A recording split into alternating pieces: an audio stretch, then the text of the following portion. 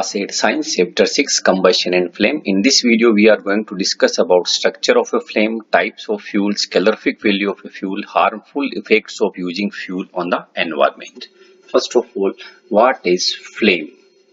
A hot glowing body of ignited gas that is generated by something on fire is called flame.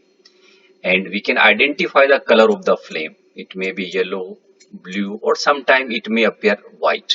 Okay, you can see like color of candle flame, this one. This is the flame of kitchen stove, blue in color. These are the flames of kerosene lamp, candle, and Bunsen burner. Dear student, this Bunsen burner you can see in your chemistry lab. If you have a chance to get chemistry lab, please visit and watch it. Which substance gives flame on burning? Like candle, it forms flame. Magnesium, as we have in previous chapter, I think you are familiar, burning of magnesium ribbon, it burns with a dazzling white flame. That's why it also form a flame. Camphor, it also form a flame. Kerosene, it also form a flame, but charcoal does not form flame. The substances which vaporize during burning gives flames. For example, kerosene oil and molten wax rise through the wick and are vaporized during burning and form flames. Charcoal does not vaporize and does not produce a flame. Structure of flame. Activity. Light a candle. Hold a 4 to 5 cm long thin glass tube with a pair of tongs. In this diagram you can say this is lighted candle. This is a thin glass tube long. This one is a glass tube and this is a pair of tongs. Okay. And introduce its one end in the dark zone of non-flickering candle flame. Dark zone, you can see this, that is near this wick. Near this wick you introduce its one end. Now what is the meaning of this non-flickering candle flame? First we know what is the flickering. We can say flickering is to move irregularly. This non-flickering means there is no movement, steady, constant flame. Okay, and that part we will introduce this. Bring a lighted matchstick near the other end of the glass tube. Then what we will observe, we'll see a flame caught at this end of the glass tube after a while. At this sign you can say this is flame is there. Okay. Then what is the conclusion? The wax near the heated wick melts quickly. Vapors of wax coming out of the glass tube be the cause of the flame produced. Now see one more activity. Again, light a candle. When the candle flame is steady, introduce a clean glass plate or slide into luminous. Luminous means bright. In Hindi, prakashman, zone of the flame. Or simply we can say this is the yellow part of the flame. That is a luminous. In that we will introduce a clean glass plate or slide and hold it there with a pair of tongs for about 10 seconds and then remove. What do you observe? This is the setup. This is candle flame, this is glass plate, and with the help of tongue we are holding it. And after some time what will you observe? A circular blackish ring is formed on the glass plate or slide like this. This is a blackish ring. Why this is formed? So we can say unburnt carbon particles present in the luminous zone of the flame are deposited on the plate. Actually this blackish ring is the due to unburnt carbon deposited. Now let us see one more activity. Again we use the lighted candle. Okay, and hold a thin long copper wire just inside the non-luminous zone, that is blue zone of flame for about 30 seconds like this. In this part, this is the long copper wire. What is the observation? The portion of the copper wire just outside the flame gets red hot. You can see this part, this is just this becomes red hot. Why? It indicates that non-luminous zone of the flame has a high temperature. And in fact, this part of the flame is the hottest part. That's why that part of the copper wire becomes red hot. Now, on the basis of these activities, we can find out different zones of a candle flame, that is structure of flame. We can say that is outer zone of complete combustion, which is blue in color. Middle zone of partial combustion, that is yellow in color. And innermost zone of unburnt wax vapor, that is black in color. Is it clear? These are the three parts: innermost, middle zone, and outer zone. In innermost, unburnt wax vapors are there. In middle zone, partial combustion is taking place. In case of outer zone, complete combustion is taking place. And if we see the temperature, then outer zone is the hottest part, that is middle zone is moderately hot, and innermost zone is the least hot.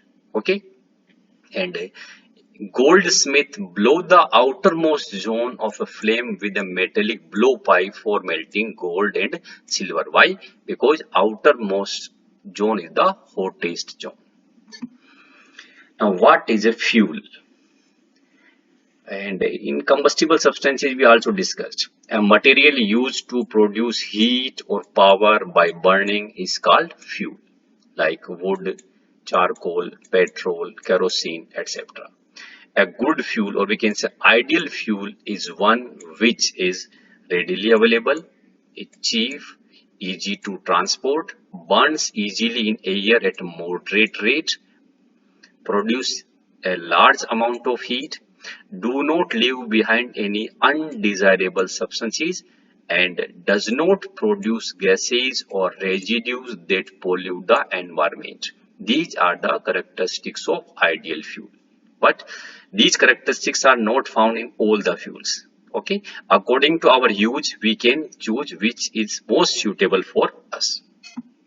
Now, types of fuel. On the basis of physical state, fuel can be classified into the three categories: solid, liquid, and gas. Examples of solid fuel are wood, coal, charcoal. Even we can say this is cow dung cake. These are the example of solid fuel. In case of liquid, you are familiar with these terms: kerosene, petrol, diesel. Gas, LPG, liquefied petroleum gas; CNG, compressed natural gas; biogas, and hydrogen. These are the gaseous fuels. Fuel efficiency. It is a measure of how much energy is produced by a fixed amount of a fuel on burning. And fuel efficiency of a fuel is expressed in its calorific value. Now, what is this calorific value? The amount of heat energy produced on complete combustion of 1 kilogram of a fuel is called its calorific value. The calorific value of a fuel is expressed in unit called kilojoule per kilogram. In symbolic form, this is written like K capital J oblique kg. This is kilojoule, this is per kilogram. Okay, in this table, calorific value of some fuels are given. It is not necessary to memorize these, but you can say that is hydrogen has the highest calorific value.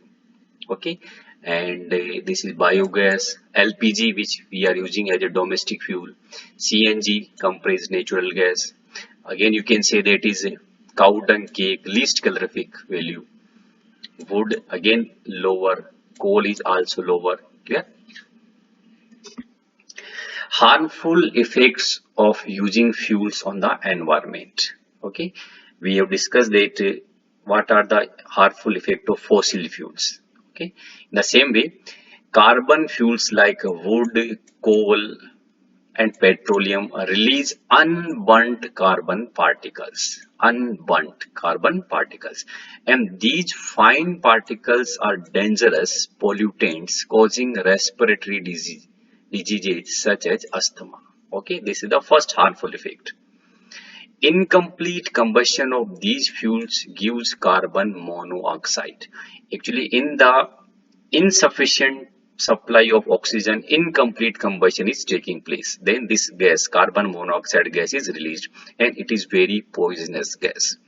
It is dangerous to burn coal in a closed room. The carbon monoxide gas produced can kill persons sleeping in that room.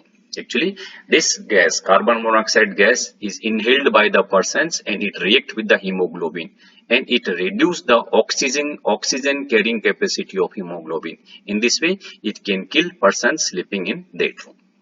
Combustion of most fuels releases carbon dioxide in the environment, and increased concentration of carbon dioxide in the air is believed to cause global warming. That is, temperature is increasing. Burning of coal and diesel releases sulfur dioxide gas, and it is an extremely suffocating and corrosive gas. Petrol engine gives off gaseous oxides of nitrogen, and oxides of sulfur and nitrogen dissolve in rainwater and form acids, and such a rain is called acid rain, and it is very harmful for crops, buildings and soil.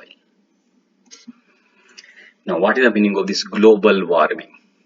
It is the rise in temperature of the atmosphere of the earth. This results in the melting of polar glaciers, which leads to a rise in the sea level, causing floods in the coastal areas. Low-lying coastal areas may even be permanently submerged under water. The use of diesel and petrol as fuels in automobiles is being replaced by CNG, compressed natural gas, because CNG produces the harmful products in very small amounts. That's why we can say CNG is a cleaner fuel. Okay, student? Thank you.